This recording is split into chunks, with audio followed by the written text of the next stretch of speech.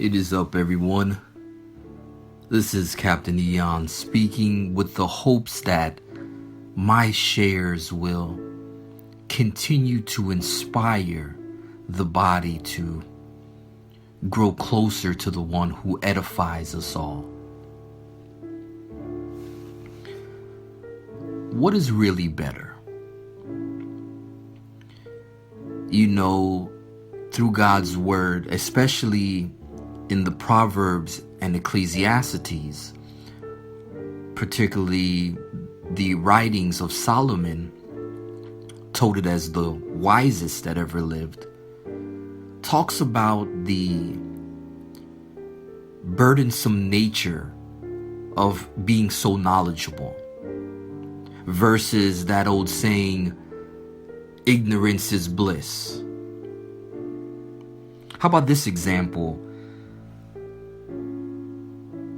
The simplicity of being poor. I don't know if you can remember a time, but I recall when I was without all of these modern conveniences. We didn't have much, but it seemed like we were much happier. Not to sound cliche, we had each other. We had what mattered.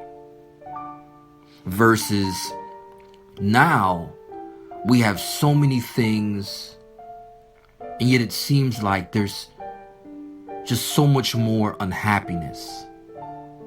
It's more mechanical, more void. There's a greater void, I believe, of soul and heart and feeling.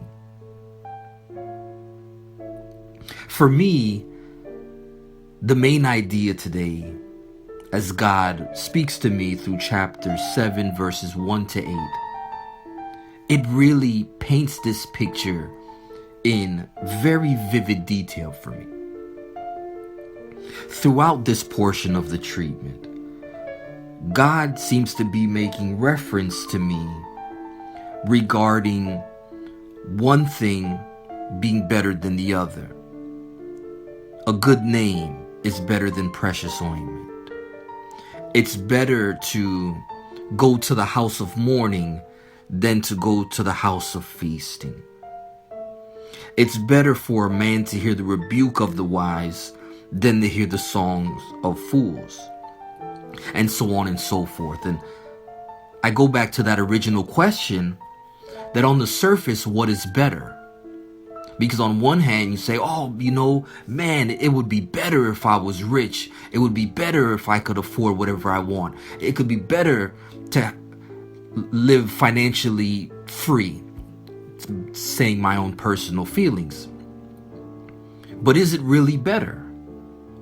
Is it better than living simply?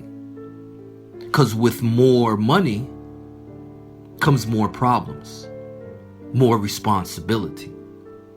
So is it really better? Ultimately, what God is showing me here is that contrast doesn't necessarily equate to conflict, but it's rather a side-by-side comparison that really provides a distinction. And I believe God is so gracious that he says, here you go. Here's both sides of the story, to two halves of the whole, and you decide which way you want to go. Caption this. God allows the lie around the truth simply as a matter of emphasis.